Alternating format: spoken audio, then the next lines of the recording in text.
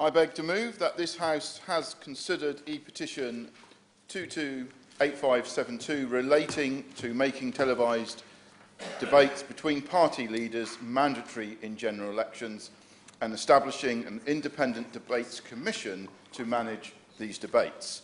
It's a great pleasure to serve under your chairmanship, Mr. Sharma, and I'd also like to start by thanking the petitioner, Jonathan Levy, who is from Sky News, who began this petition as part of the Sky News Make Debates Happen campaign, but also to the more than 130,000 members of the public who have signed this petition since September last year and have led to this debate being held here today.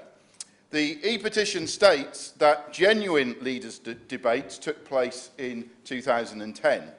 But in the next two elections, they did not happen, and calls for the electoral laws to be amended to make it mandatory for party leaders to take part in televised debates.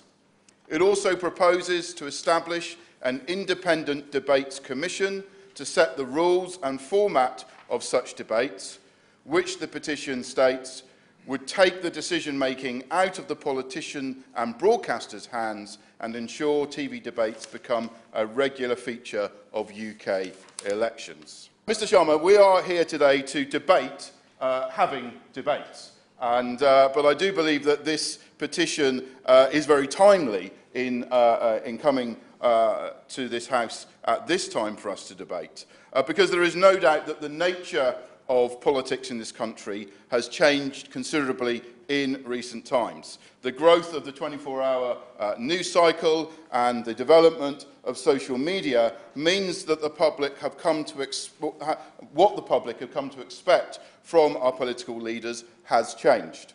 We now generally expect our political leaders to be much more visible and much more accessible than they were in previous generations. And I believe that it is in this context that the matter of holding leaders' debates must find its place.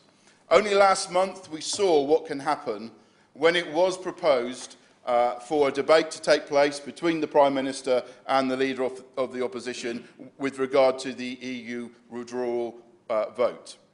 After various to-ings and fro-ings, it proved very difficult to find agreement for that debate, and it ended up not happening. And I'm not sure that what we saw take place last month around that actually reflected very well on our democratic process.